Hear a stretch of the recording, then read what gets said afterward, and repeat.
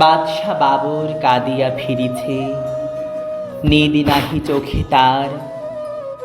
পুত্র তাহার হুমায়ুন বুঝি বাঁচে না এবার আর। চারিধারে তার ঘনায় আসিছে মরণ অন্ধকার। রাজ্যের যত বিজ্ঞ হেকিম কবিরাজ দরবেশ এসেছে সবাই, দিতেছে বসিয়া ব্যবস্থা সবিশেষ। সেবা যত্নের বিধিবিধানের ত্রুটি নাহি এক লেশ, তবু তার সেই দুরন্ত রোগ হটিতেছে না কোহায়। যতদিন যায় দুর্ভোগ তার ততই বাড়িয়া যায়।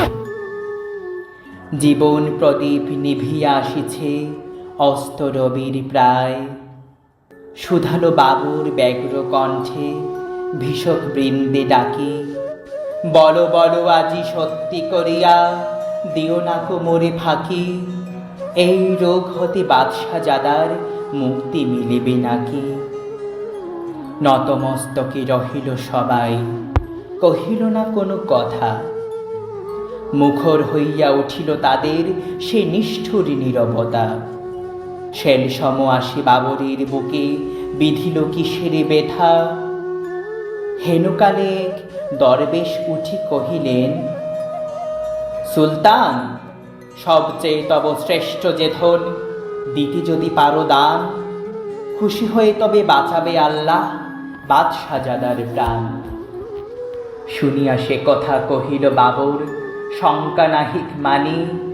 তাই যদি হয় প্রস্তুত আমি দিতে সেই কোরবানি। সবচেয়ে মোর শ্রেষ্ঠ যে ধন, জানি তাহা আমি জানি। এতিক বলিয়া আসন পাতিয়া নিরিবিলি গৃহতল, গভীর ধ্যানে বসিল বাবর শান্ত চঞ্চল। প্রার্থনারত হাত দুটি তার নয়নী অশ্রুজল। কহিল কাঁদিয়া, হে দয়াল খোদা, হে রহিম রহমান, মোর জীবনের সবচেয়ে প্রিয় আমারই আপন প্রাণ। তাই নিয়ে প্রভু পুত্রের প্রাণ করমরি প্রতিদান। স্তব্ধ নীরব গৃহতল, মুখে নাহি কারো বাণী। গভীর রজনী সুপ্তি মগন নিখিল বিশ্বরানী।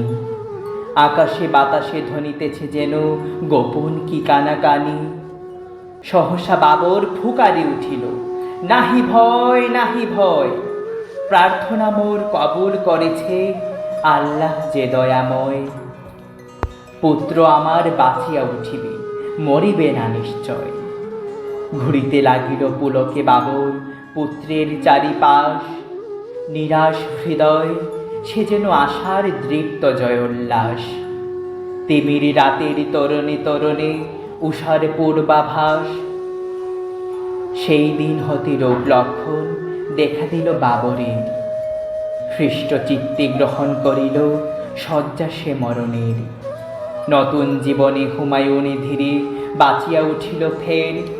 মরিল বাবর? না না, ভুল কথা, মৃত্যুকে তারে কয়। মরিয়া বাবর অমর হয়েছে, নাহি তার কোনো ভয়। পিতৃস্নেহের কাছে হইয়াছে মরণের পরাজয়।